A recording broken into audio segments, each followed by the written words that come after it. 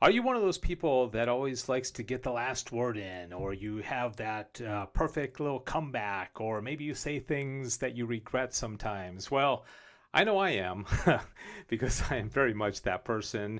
And if you are like me and you have that tendency to speak too much, or maybe not always say the right thing, or maybe say things every now and then that may be insulting to people, and cause division, well, then you might be contentious. And that is the sin of contention, which we're going to talk about in this video because we are continuing now in the Treatise on Theological Virtues, and we're going to go through a long list of sins that are opposed to charity, both to God, like sloth, and then also like discord, and now contention, and there's going to be a whole lot of others as well. This one is also a short one, which is not going to take us very long because it only has 2 articles. And the first one is whether contention is a mortal sin. Well, he's going to get right to the point here. He says, to contend is to tend against someone, wherefore, just as discord from the last video denotes a contrariety of wills, so contention signifies contrariety of speech. And then he talks, he quotes, let's see, who is it? Tully, who is Cicero. Adulation has a pleasant beginning and a most bitter end. So you might be the person that's very flattering, or you say things that are, make somebody feel good, but sometimes it has a bitter end. Now, contrariety of speech may be looked at in 2 ways. First, with regard to the intention of the contentious party. Secondly, with regard to the manner of contending. Okay, so intention is always very important. This is, why are we doing it? What's the end result that we're trying to get at? As to intention, we must consider whether he intends against the truth, and then he is to be blamed, or against falsehood, and then he should be praised.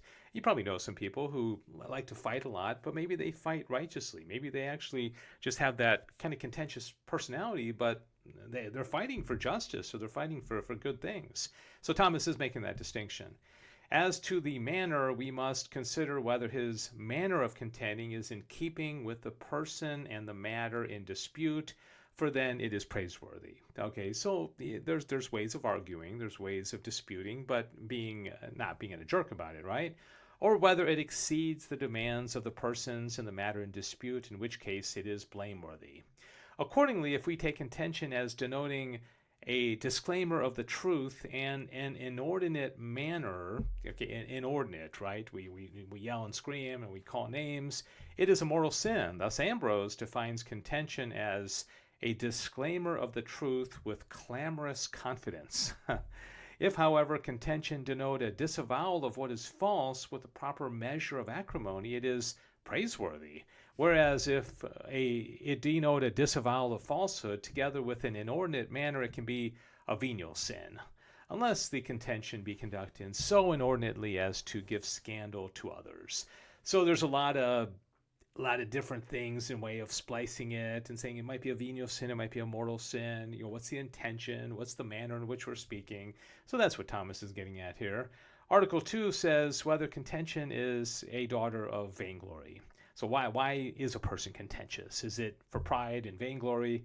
He says discord is the daughter of vainglory, as we learned in the previous video, because each of the disaccording parties clings to his own opinion rather than acquiesce with the other.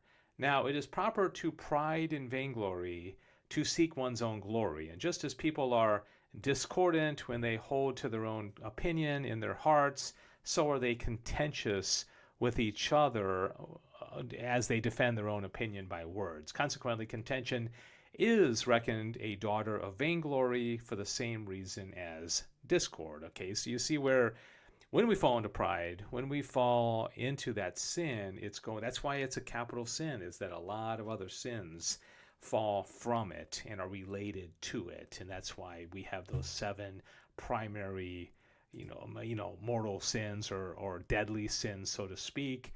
And that is going to do it for contention. We will be back with our next video shortly. Thanks for watching. God bless you.